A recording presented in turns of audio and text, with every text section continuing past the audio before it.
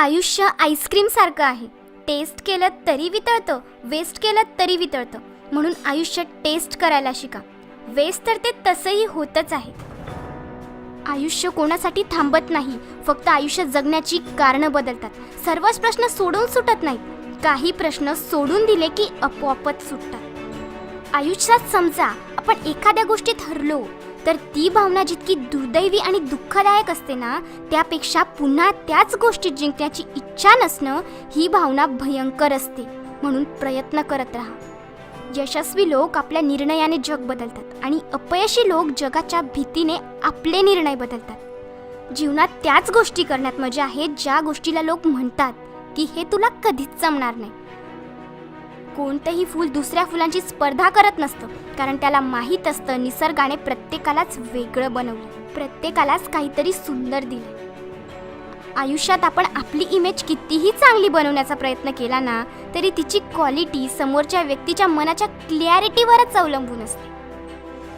आयुष्यात छोट्या छोट्या गोष्टीत समाधान मानून हसायला शिका, कारण कुणास ठाऊक मोठ्या गोष्टी मिळेपर्यंत समाधानाने हसू टिकवता येईल का.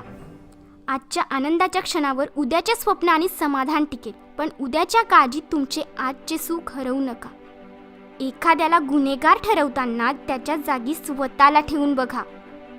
एका ठराविक वयानंतर आपल्याला पेन्सिलच्या ऐवजी पेन दिले गेले.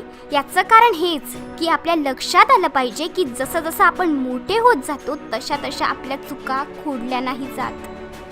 सत्य सांगण्यासाठी कोणत्याही शब्दाची गरज नसते, नदीला वाहण्यासाठी कोणत्याहीच रस्त्याची गरज नसते.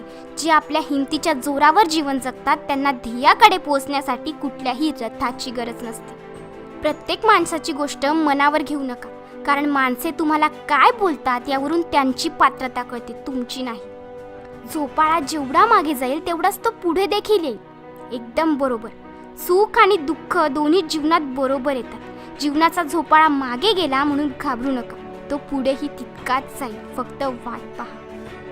राग हा माणसाचा कितीही मोठा शत्रू असला तरी तो योग्य वेळी आलाच पाहिजे, नाहीतर लोक राग न आल्याचा फायदा उचलतात. अनुभवाने एक शिकवण दिली आहे, कुणाच्या चुका उणीवा शोधत बसू नका. नियती बघून घेईल, हिशोब तुम्ही करू नका. दुसऱ्याचे भले व्हावे असं चिंतणारा माणूस त्याच वेळी आपलेही भले साधत असतो. देव हा माणसाच्या मनात जेवढा असतो त्यापेक्षा जास्त माणसाच्या कर्मात असतो, आणि आपल्या चांगल्या कर्मात देव कोणाला दाखवण्याची गरज नसते, तो सर्वांना दिसत असतो.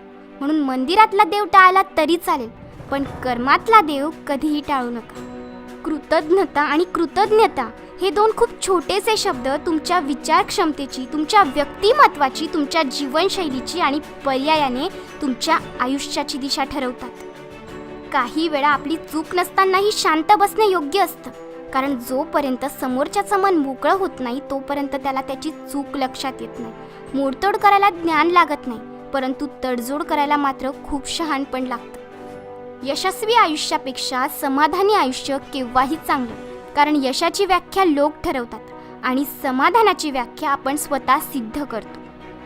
यश हे सोपं, कारण ते कशाच्या तरी तुलनेत असतं, पण समाधान हे महाकठीण, कारण त्याला मनाचीच परवानगी लागते.